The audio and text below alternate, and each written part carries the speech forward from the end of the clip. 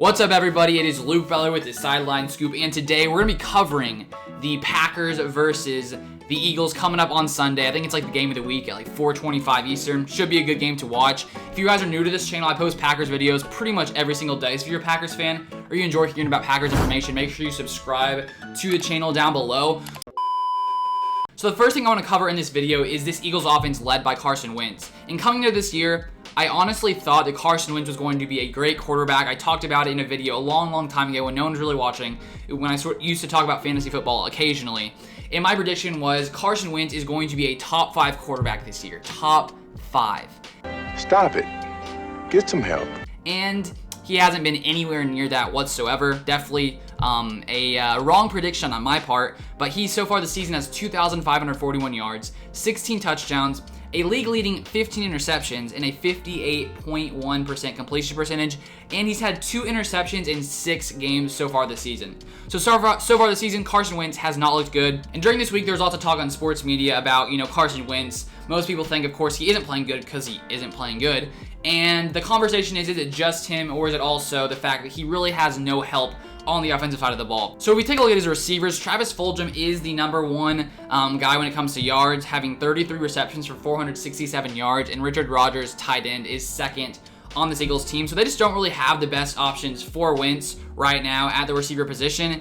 And then we take a look at his offensive line. They just have been super injured this year, have had so many different kinds of combinations on the line, and so they've allowed a league-leading 46 interceptions. Alright, so as I'm editing this, I realized it said the offensive line allowed a league-leading 46 interceptions. Clearly, I meant sacks. Yeah.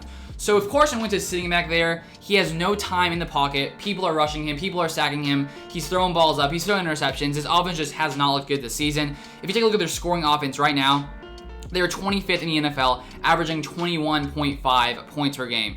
So with Carson Wentz coming up against a Packers defense that has honestly been improving as the year has gone on, right now the Packers defense is 19th when it comes to points allowed with 25.7. But there's honestly lots of things to like, I think personally, about this Packers defense.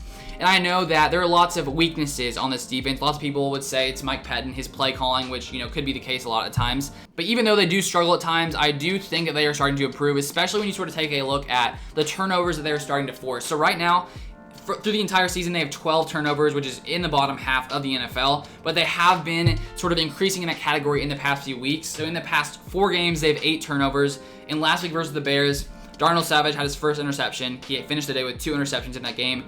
And the Packers had a fumble return for a touchdown. That was Preston Smith. So they are sort of improving in that area. And so I think the Packers coming up against Carson Wentz, who has been throwing the ball to the other team a lot, which you're not really supposed to do. I do think the Packers are going to pick him off a few times just because with our pass rush getting there, Zadarius Smith, Preston Smith, or Sean Gary, I think they're going to be able to force a lot of pressure on Carson Wentz because this line is just not good at all. And I think that's going to lead to a couple interceptions by this Packers defense. And then if we take a look at their rushing attack, it's honestly better than their passing attack. Miles Sanders, best running back on the team, has 108 attempts, 600 yards, averaging 5.6 yards per carry. He has missed a few games, but the fact that he's averaging 5.6 yards per attempt, we're definitely going to need to contain him and not allow him to, have running lanes, which the Packers have had struggled with at times this season. But they're 13th in the NFL. The Packers are when it comes to rush yards allowed per game. And honestly, I feel like you would think it was worse than that just because we've had a couple of really bad games like Dalvin Cook and a couple other people. But we are 13th.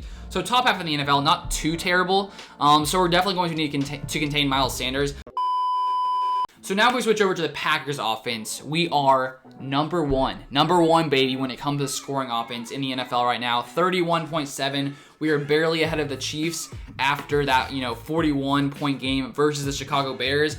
And of course, we all know Aaron Rodgers is playing out of his mind right now. 3,100 yards, 33 touchdowns, 4 interceptions, a 68.5 completion percentage, and 117.6 rating. And I feel like this is a common theme in these prediction videos because, of course, the Packers offense just has been rolling this year. So every week it's like Aaron Rodgers is playing great, Devontae Adams is playing great, the rushing attack is pretty good. It's pretty hard to stop this Packers offense, and so that hasn't changed after this game versus the Bears. It's honestly probably become more apparent just how good this Packers offense is, because think about it. The past couple weeks, we played the Colts, who were top 5 defense probably, and then we got the Bears, who were top 6 in scoring when it came to coming into this Packers game. So not only is Aaron Rodgers tearing apart bad defenses, he is tearing apart some of the best defenses in the NFL. So I'm honestly not worried at all when it comes to the Packers offense facing off against this Eagles defense. If we take a look at this Eagles defense, they're not great. They're probably middle of the road.